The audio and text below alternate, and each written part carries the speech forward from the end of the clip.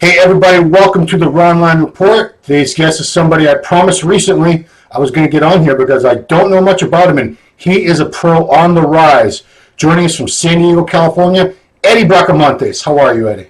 What's up, Ron? Thanks for having me. You're welcome. And like I said, I've known about you for a few years. Obviously, you turned pro back in 2015, but didn't pay a lot of attention to you until just recently, like a lot of people. Yeah. Until you start getting top five in some shows that are getting some publicity, a lot of times people don't pay a lot of attention to you. But, geez, Arnold Classic South America, you get was fourth, and then Big Man Weekend show in Spain just last weekend, fourth place, beating a guy I had picked to win the show, Rafael Brandao. So yeah, I look like a few people had him picked. So it was definitely a highlight of that weekend was be able to beat him. So you're somebody we're going to be hearing a lot more from.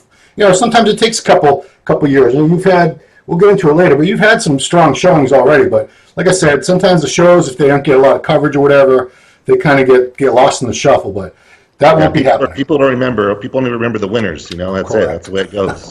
You're only as good as your last win. Right. So let's let the world know all about you finally. Yes. First of all, you're born and raised in San Diego area, correct? Correct. Yep. Okay. Yep. What were you like as a kid? Were you athletic? What were your hobbies? What were you into as a kid? You know what? Believe it or not, I played volleyball in high school. Wow. I didn't pick up any weights until after I graduated high school. I graduated at about 160 pounds. Ooh. I was skinny, really lean. Had no interest in working out until after I graduated, and so I really fell in love with the gym. Yeah. I'm curious, what was the spark? What made you decide I'm going to start lifting weights and try to get bigger? You know what? I joke around and say that I had a really big head as a kid growing up, so I wanted to kind of balance out my body. Yep. And so once I started seeing my body kind of become proportioned to my head, then it was over. I fell in love with it. But you're not the first person that's told me that. That's not as unusual as you think. A little bit of a body dysmorphia, of course, we all have it, So, yeah. But honestly, I just fell in love with the changes and just being able to see my body progress and seeing if I apply myself to it, then I can see the improvements, and I just fell in love with that. So when you started out, did you know what you were doing? Was there already an internet by then, or were you just kind of winging it and trying to look around at what other people were doing? No, there was internet back then, so I forgot to ask you, how old are you, Eddie? I'm 40 years old, man. Yeah, you're still 40. A kid. You're still a kid in bodybuilding. Yeah, I'm young at heart, and I think since I got a late start in the competitive aspect of bodybuilding, I feel really good. I'm healthy. I feel my body feels fresh, and so. I'm at a good point right now. I feel to where I can still make big improvements and really create a name for myself when it comes to being a top level competitive bodybuilder. But going back to that question was what was that question? Yeah, so you started training. You were about 18 or 19 when you started training. 19, and I didn't really know what I was doing. I just knew that if I trained hard and heavy, I would grow.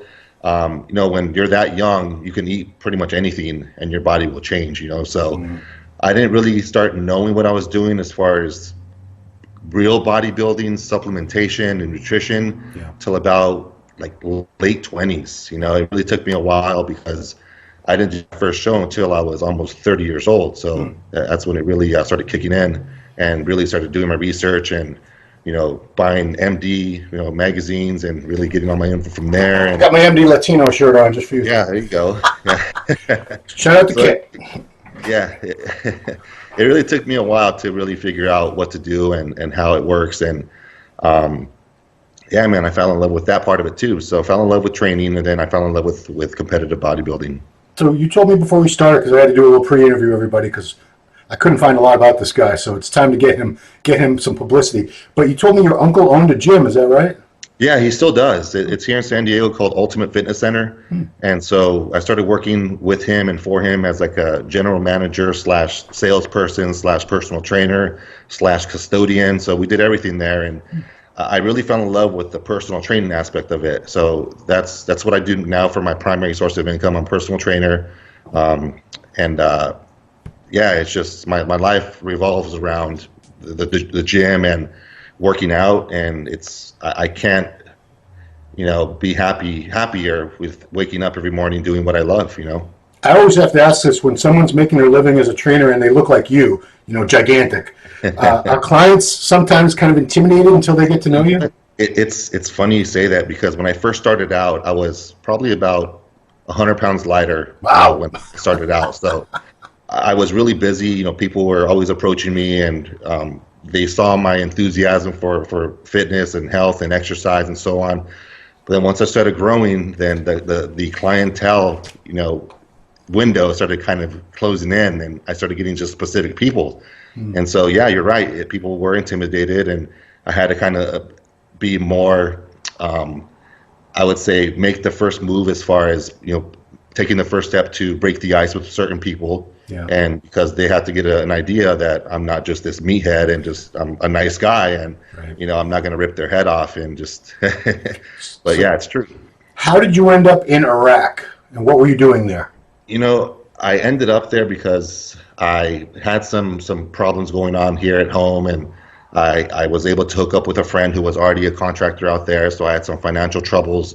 And getting a job overseas as contractor is a good way to help out with those financial troubles, because it's good money. And so, anyways, I was he knew that I was working in the gym, so they had positions out there that were in their fitness department. So they called it MWR, which is Morale, Welfare, and Recreation. And so some of these bases or some of these camps out in Iraq had some pretty well-equipped gyms, believe it or not. I've seen some of them look better than a lot of commercial gyms around here. No, absolutely. They had top-of-the-line equipment, cardio machines, everything. So I did that for 2 years, from 2007 to 2009. Wow. And there, once I was done with that contract, I knew that I wanted to just be my own boss and become a personal trainer when I came back home, and that's what I did. I came back home and made a website, which no longer exists, but because of social media now. But anyways, that's where I started out, and then got back into competitive bodybuilding, and did another show 2010, and been competing ever since 2010. I gotta go back just a second. What was it like living in Iraq for 2 years? It had to be. I just asked this to Physique Pro Logan Franklin, because he served over in Afghanistan, and such a different culture, even the climate and everything. You come from a very hot place, San Diego. They get some heat down there. But what was Iraq like? It was a life-changing experience. It really. I'm glad I did it.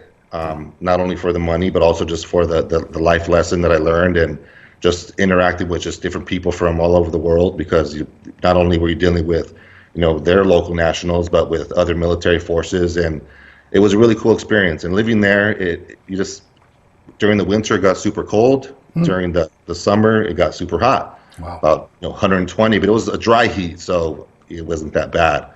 And so it was cool, man. They had all the food we needed. It wasn't, in some bases, I was lucky. At one of the camps I was at, they had a full-on, dining facility, so we didn't have to eat those what do they call them? Those MREs, yeah. MREs, yeah. Those are horrible. Some people were the lucky ones, and they had to eat those all day, and so we weren't, but we had it made where I was at. Were you able to keep up your own training, eating pretty well over there too? Yeah, man. They had egg whites, and they had all kinds of stuff, so it was pretty easy. And you can ship. We have the postal service that they have out there, so you're able to get supplements. I would order them online, and they would ship them, and so it was pretty easy. Cool. Yeah. So going back to when you started training and a few years into it, at what point did it become clear or obvious that you were developing at a level that most of the guys lifting weights in that gym were not, and you had something special that you probably should pursue? I would say when I started out in 2000, when I came back after the 2005 show, I didn't really think I was going to make anything of it, so I just wanted a little challenge at that. Let's go back. You had done a contest way back in 2005, just for. How did you end up doing that first show, and what made you not compete again for 5 years? You know what? It was just for the hell of it. I was working with my uncle. My uncle kind of told me about it and said, it'd be a good idea. It'll give you kind of a sample or a little taste of what bodybuilding really is. And so I did it. I think I placed like third out of like 5 guys or whatever. So it was a small show here in San Diego. It was the Border States competition. So the Border States.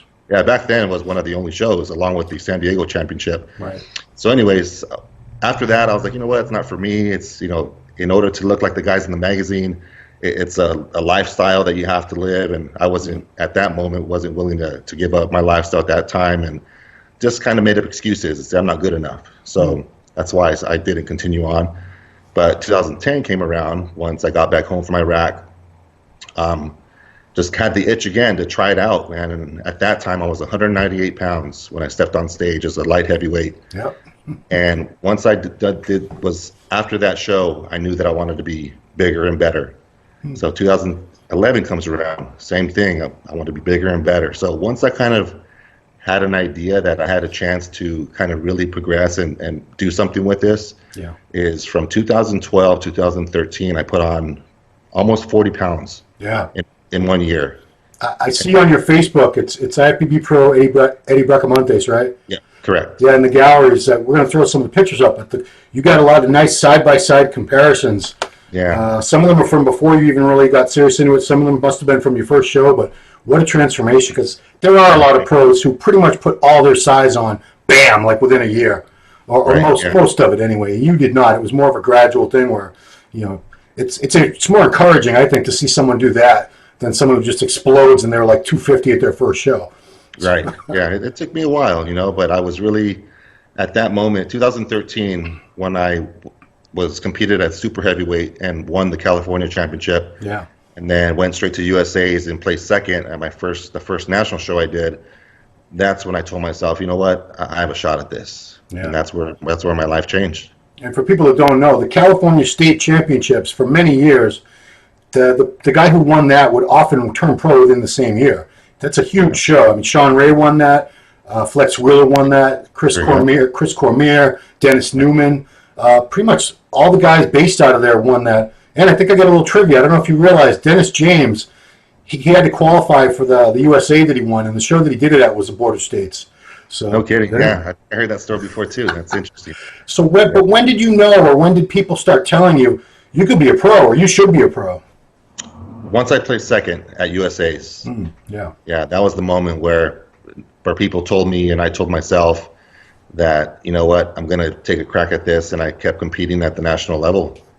And that was the first time you went to the USA, you took second, right? Yeah, first time. It was funny because, just to make first call-outs, it was already just a shock, and I was so happy. And once they were at the awards ceremony, they're calling the numbers out. And when they came to third place, it was just Max Charles, Dusty, Hanshaw, and myself. And so when they were going to say third place, I started walking out already before they called the number. And so they called Dusty for third, and so I was like, oh, okay, let me take a step back. So I was totally shocked, to be quite honest. It's because my first time, I remember seeing Dusty, for a few years back, and this dude's a monster, and there's no way I can beat him, my first time. And so it was a shock. I was really, really surprised and happy. But I mean, you weren't a small guy. By that time, what were you competing at about then? By about 240 or so? Yeah, I was actually about 242. Yeah. I mean, Dusty, I don't know how heavy he is. He's a big dude, but So I remember seeing the comparisons, and it's not like anybody blew anybody away. You were all big dudes. So yeah, it was a tough lineup. It was a very tough lineup. So yeah, that moment right there was the time where I said, okay, I'm gonna take this serious. And it happened 2 years later at the Nationals that you turned pro. What was it like when it was just you and Sergio Oliva Jr. as the last men standing? You knew who he was. Everybody knew who he was, but I mean, sure, yeah. It must have been kind of crazy. This is Sergio Oliva's son I'm standing next to. Yeah. We did the USA's that same year, and he beat me again. I was third. He was second at that show, and Blair Moan ended up winning that year. That's right. And so I knew him that time, and we were cool. We were friends, and so we were kind of like had that little rivalry going on, and at that time we weren't trained by or coached by Chris yet, Chris Aceto. But when we did nationals together, that's when he was working with Chris also, and he decided to kind of come on and jump on the bandwagon and join, because I was with Chris from 2014 going up into the other year. Yeah. But anyway, standing next to him and battling it out when Big Steve was calling out the poses, I was fired up, man. I can remember even the song that was playing in the background during prejudging. I can just remember that song. I don't know the title of it. Oh, okay. But every time I hear it in our gym, Yeah. it just brings me back to that moment. Oh man. Crazy. So, yeah, I'm going to jump right into this because another thing you just told me, because I know Sergio Oliva moved down to San Diego a few months ago he'd been in LA for the past couple of years. Yeah. And I'm wondering who's he training with? Where is he training?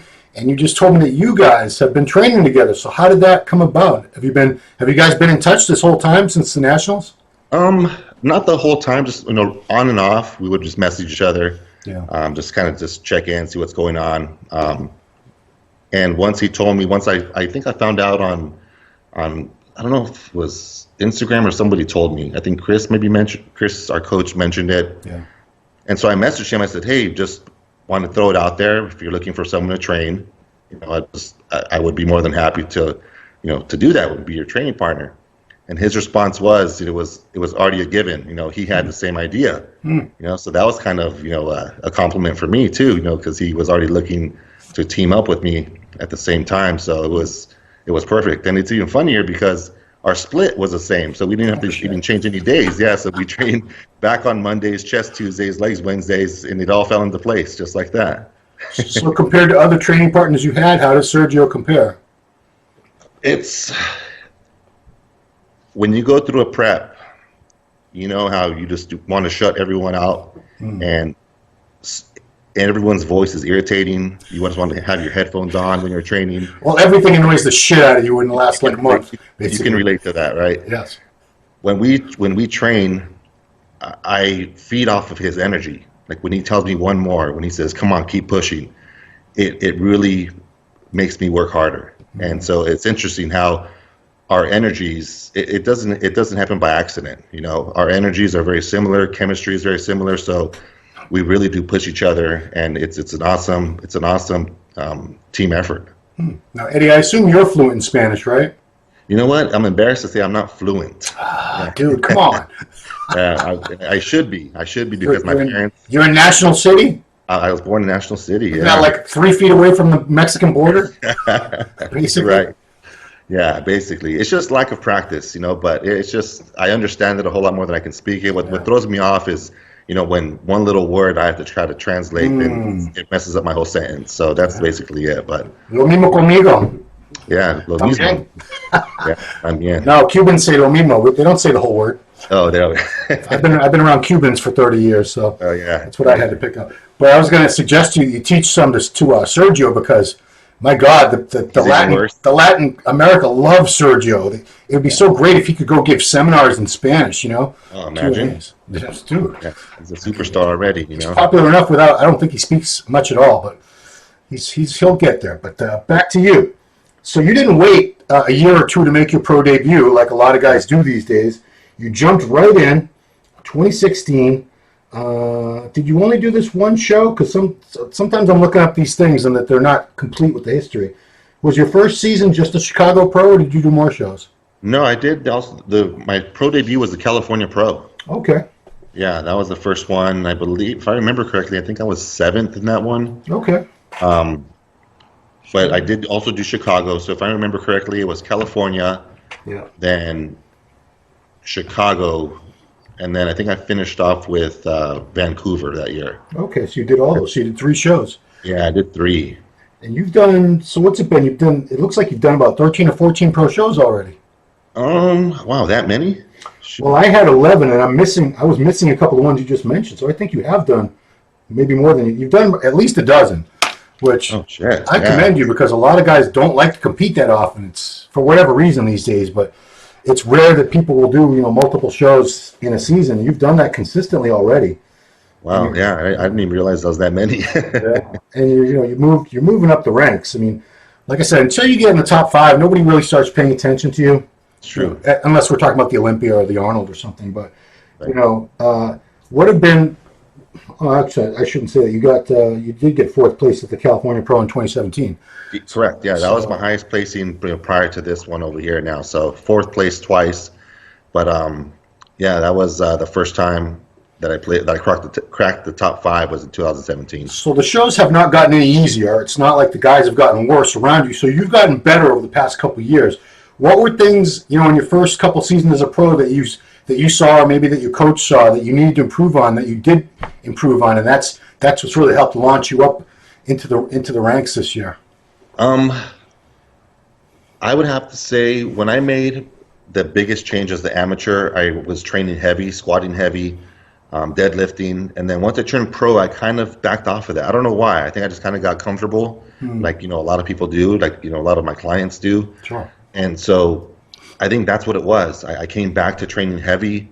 I've always been a big proponent of making the mind-muscle connection. So I think a big problem with that is a lot of people think, okay, well, you got to go lighter in order to do that way you can feel it. But that's not always true. You have to really stress the muscle enough in order for it to really change. And so I think going back to heavy training, just the bread and butter movements, deadlifts. I always squat. I love to squat, but more like deadlifts, rack pulls, stuff like that. I really didn't do like the first couple years of my pro season. So now going back to those movements, it's really changing my physique again. So I'm going to keep doing it. So a lot of guys out there listening to this, they're all about the weights. For whatever reason, they just like to hear it. So throw out some numbers for me. What are some of the weights you use typically in your training in the off season? For just rattle off like 5 or 6 lifts. In my squat, I can get up to 600. My bench, it's funny, my flat, I don't flat bench just because it really just feels uncomfortable for me. Because you don't want to tear a pec. Yeah, I don't want to tear a pec. But I can incline, and I've inclined, let's see, I did 475 a couple times. And deadlift, I would say I'm right now about the same, like close to 600 on my deadlift. Okay. So you're moving some weights. And you've gotten up to 305 in the past. Yes. Do you still get that heavy, or have you started to come down the off season a little? You know what? It's crazy because my body, when I rebound, I get backed up to 300 pounds like within like 6 to 8 weeks. Yeah. And the first couple years, it was really like bloated and like very uncomfortable and just sloppy. Yeah. 300, but little by little, like I stay kind of tight. Like my stomach doesn't get too distended, and I would say most of the weight goes to my cheeks, and that's pretty much it. So it's basically you've recompositioned that 300. It's a very different 300 now. Oh, absolutely. Yeah, I don't need my CPAP machine anymore. I was going to ask about that because I saw an interview that Dave did with you and Akim, and I don't know how that came up so quickly in like a 2-minute interview, but he asked about the CPAP machine. How long I'm curious because I had to drop a little weight, even I'm not that heavy, but I think anybody that gets heavy enough, they're going to make you. It's the only option to sleep. So how were you able to wean yourself off of that thing? I think just by changing my body composition, by not having too much body fat. Of course, I still snore a little bit. I'm pretty sure my fiance will tell you that I snore a lot. But before, when the first time I hit 300, I would wake up. This is when I didn't have the machine. I'd wake up with a splitting headache. I was super exhausted, and that's when I knew something was wrong. So finally, when I got the CPAP machine, it was a life-changing experience, and it probably just saved my life because I didn't, suffocate at night and stop breathing. But little by little, I just noticed, hey, I feel more comfortable. I can sleep, and I can still feel rested when I wake up, and it just a matter of time to where my body just kind of got used to it. Did you have to go to one of those sleep study things to get the prescription for it?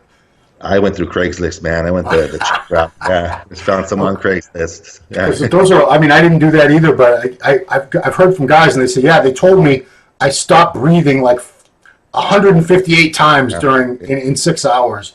It's crazy. That's scary. It's very scary. Very, very scary. Plus, you sound like Darth Vader. I'm glad you got rid of it.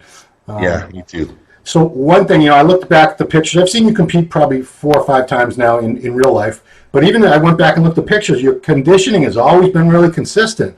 I've never seen you off, and that's a rare thing. Obviously, consciously everyone knows they're supposed to get in shape and be in condition every show, but they just don't all do it.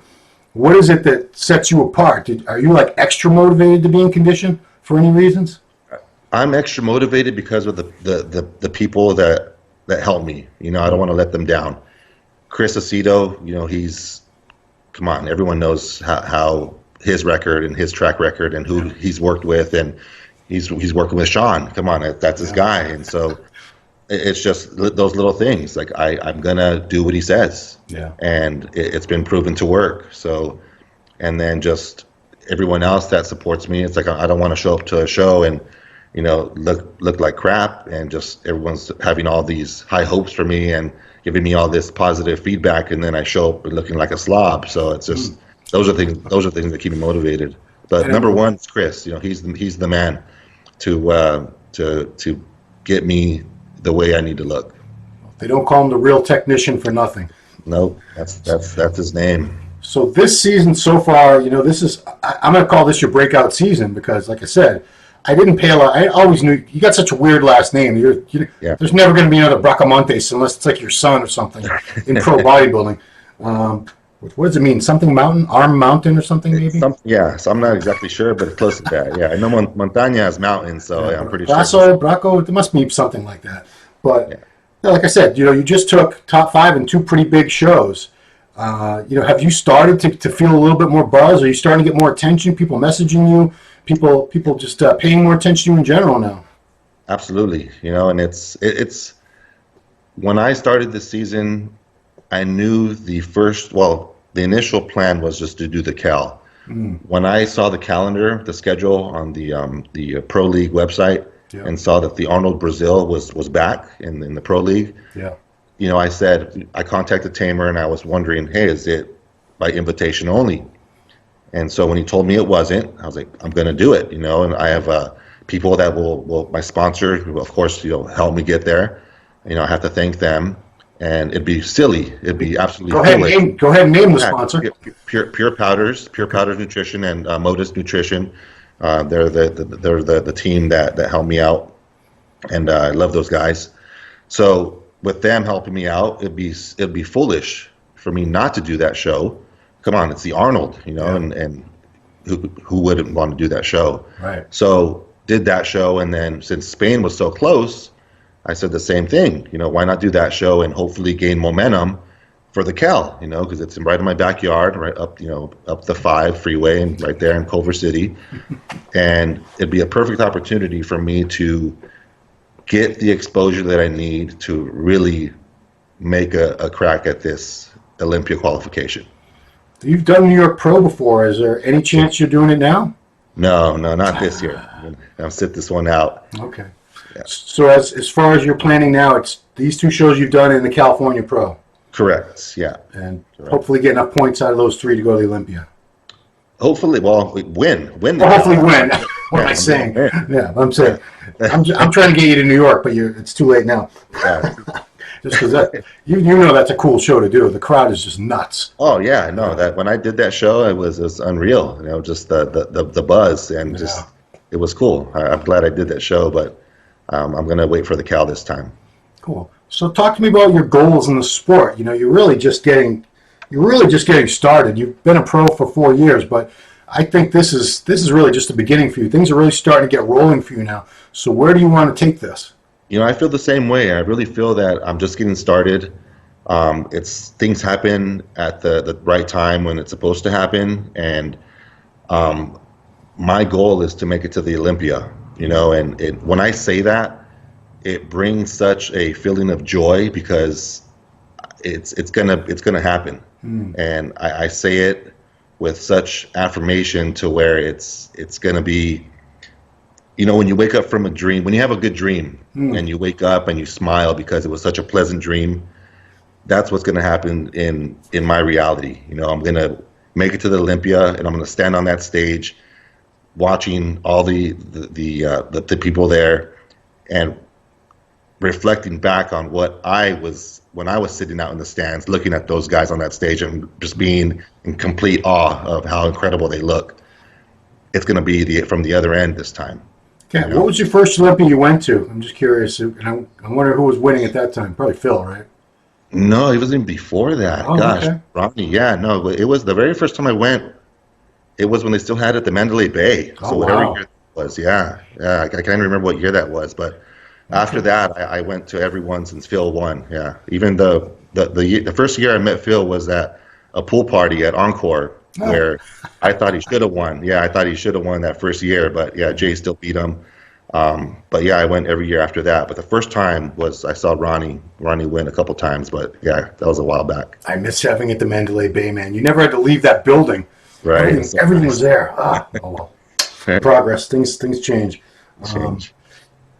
This year's Olympia, Kai Green. What do you think? Will he do it? Oh man, I'm gonna say yes. Okay, good. I think he will. Just if you want my honest opinion. Yeah. Why not? If I was him, I would do it. I mean, yeah. He's won everything else. Yeah, why not? It's not like he stopped training or anything. He still looks the same as he always did. Right. And I think it's a perfect opportunity, not only for him, but just for the sport. People love him, and so imagine how many tickets will be sold if he does it. And I mean, selfishly for you, if you're on that Olympia stage this year, wouldn't you love to share the stage with Kai Green? Oh yeah, of course, man. Hell yeah. And maybe Phil might pull a sneak attack. It's looking like he might be ahead of schedule. We might see if I'm not, I don't know, but he's looking pretty damn good considering he just had that hernia operation last fall. So wouldn't imagine Phil, Roden, Kai battling it out. Rami like better than he's ever been. Yeah, but what's interesting about Rami and he has to qualify, right? So supposedly Tampa is the target, right? Right. So, but how about Dexter? Dexter said Tampa is also the target. So what's going to happen there? One of them's not going to make it, right? Why is Dexter doing Tampa? That's my question. I don't know. Just because he loves Tim Gardner and wants to really support the show. It's the only thing I can think of because he's got a lifetime invite to the Olympia as a Mr. Olympia. His reasons, yeah. I'm selfishly glad he's doing it because I'll be in Tampa and Dexter and Rami battling it out. That'd be insane. That'd be an awesome show, yeah, for sure. Yeah, the craziest battle I've seen in recent years was last year with Sergio and Alexis Rivera. Right? Alexis Rivera. You've never seen, was it Weinberger? Yeah, it was Weinberger. Yeah, Steve, yep. He almost killed those guys. He had them, he ran them through for like 15 minutes of just them posing, same poses over and over and over. I thought Steve judged us really hard at Nationals, but when I saw that show, I was like, man, he really put them through the ringer. I thought one of them was going to keel over. I really did. It was nuts. Well, even at Brazil, he put Juan and Rafael. He really made them battle too. That was a good one. I got to talk about Rafael for a second because I did a preview with Giles and AJ of the Big Man Weekend show, and Rafael was my pick to win the show because the kid's got a hell of a physique. He's 25 years old, just the shape and everything. It's just a beautifully put together physique. I know you're not going to gloat about beating him, but I got to congratulate you because he is no slouch. He is top notch, that kid, and you were able to get ahead of him at the Spain show. So how'd that feel? I was so happy that they put us together, just the two of us. That was such a good feeling because I knew even before they called us out, I knew that I was better than him that day. Yeah. And so for me to be out there, just him and I, that way everyone can see, okay, he didn't come in the way that everyone expected him to come in. Right. And I took advantage of that. I came in at my best and he came in a little off. And so that's where the placings where they were, Yeah. So I got to ask you, every pro bodybuilder is a work in progress. Everybody can always improve on something. You're 5'11", you're 260 shredded. What do you see when you look at your videos and photos that you still want to be better? I see chicken legs. Chicken legs. It's a big chicken. I need my quads. See, that's the only thing that Rafael beat me on was his quads. He has insane quads. He does. And so I need to be at that same caliber, if not bigger, because of my height, and my structure. Yeah. I look at my physique and I compare. I would love to model Cedric's physique. That's that's the guy who I would love my body to look like. It's insane how his shape, for his height, his structure, I think, in my opinion, he has the perfect physique. So, I'd love to see Cedric with your conditioning. That's what I'd love to see. You know what? That'd be awesome. Boom, Mr. Olympia. Yeah, for sure. That would be Mr. Olympia as far as I'm concerned. Absolutely.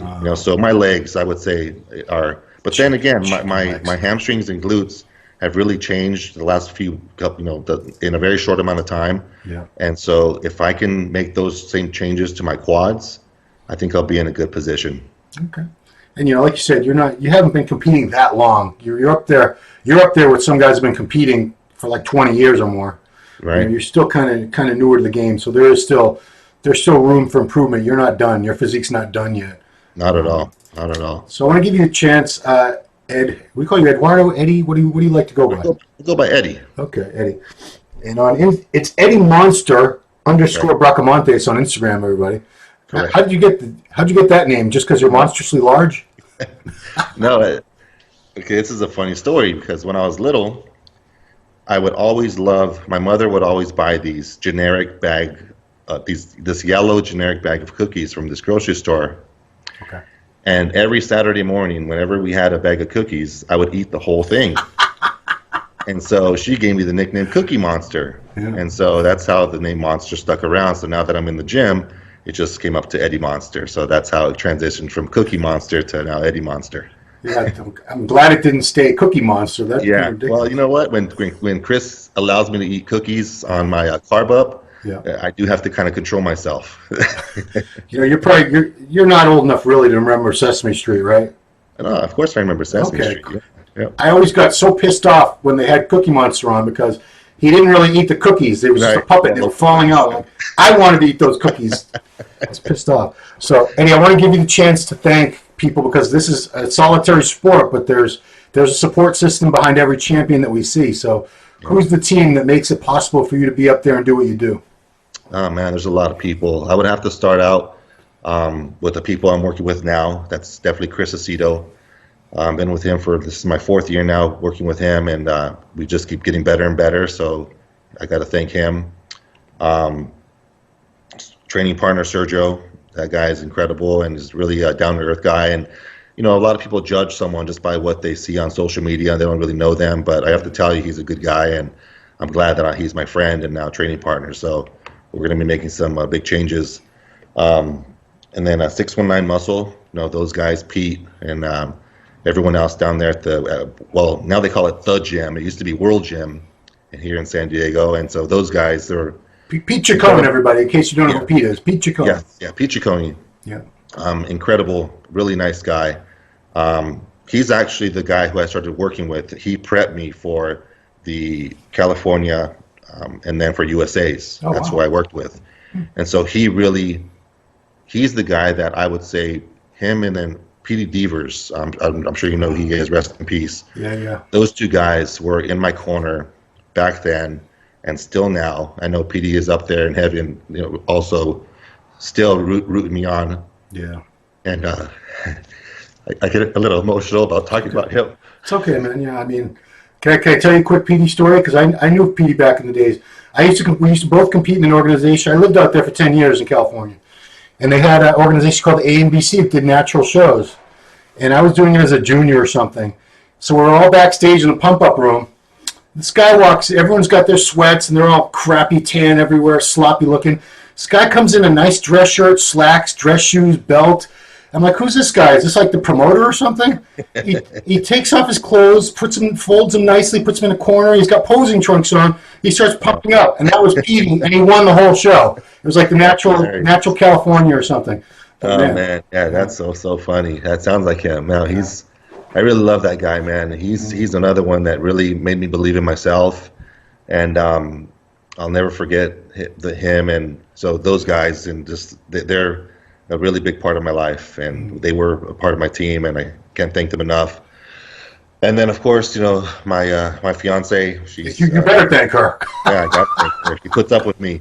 She puts up with me and all my moods sometimes, and she's really supportive. Yeah. And really patient, and so she understands, what it takes, and so I thank her for just being in my life, and of course, just the rest of my family, because they don't see me a lot these days. I miss out on a lot of functions, and they understand, so they don't give me crap about it, and it makes it a little easier to do this, being selfish, and so got to thank all those people too, and of course my sponsors, those guys are great, and it's a brand new company, so we're going to be, growing a little bit, and slowly but surely, and we'll keep moving to the top, and they're going to keep helping me as much as they can, and I'm going to help them as much as I can, and yeah, it'd be a good combination. I should have asked this way back in the interview, but your parents, because every bodybuilder starts out much smaller than they eventually become. Do your parents, was it kind of crazy for them, a shock to see you grow to the size you are now, especially where you were like 150, 160 pounds when you were a teenager? Yeah. You've been up to 300 pounds. Were they just freaked out as you grew and grew and grew, or how did they receive that? Yeah, they're still to this day. My mom thinks that I'm, overdoing it, and she tells me, "Be careful." Of course, this. Yeah. It's coming from a Latin, Hispanic, background. All mothers are going to be concerned about, why am I eating just chicken and vegetables or fish and vegetables? Why don't you eat some rice and beans instead? Right. And so, yeah, dealing with those little things. But I kind of pacify her and just like, "No, Mom, I'm okay. Don't worry about it." So, yeah, they're cool. Cool. So what is the date of the California Pro? The date is May 25th. Oh, wow. Okay. So that's 3.5 weeks away? Yeah, 3.5 weeks already. Wow. So it's a muscle contest show, John Lindsay Productions, Tamer and all those guys are awesome crew, and I can't wait to compete back home. So you're hopefully going to win that, and hopefully get like a couple weeks to rest, eat what you want before, hopefully, God willing, starting your Olympia prep. That's right, man. Yeah, that's the goal. Well, I certainly hope that that's exactly the way it unfolds. I like seeing new talent rise up, because that's what the sport needs. Because we got a lot of older guys in the sport that are slowly fading out of the picture, and we need, not that you're a young cat, but you're younger than a lot of these guys doing it now, and and you're a new personality. You're someone that's bringing excitement, new talent, new blood, and I hope so. I hope I'm able to do that. Just because that way I can inspire and motivate other people coming up, and keep this thing going, because it has changed my life in a positive way. So hopefully it'll do the same for others. Right. So please, everybody, follow him on Instagram at @EddieMonster_Bracamontes. Bracamontes. That's Bracamontes. I'm over-enunciating it like people on the news do. Bracamontes. And that's it. I thank you so much for your time doing this interview. Congratulations on the placings, and I hope an even better placing is coming up for you in 3.5 weeks, right there in your home state, California. Thank you so much, Ron. It's been a real pleasure, and I'm looking forward to this next show. Everyone watch out. Here I come. Right on. All right, everybody. Thanks for watching the Ronline Report with Eddie Bracamontes. We'll see you next time. See ya.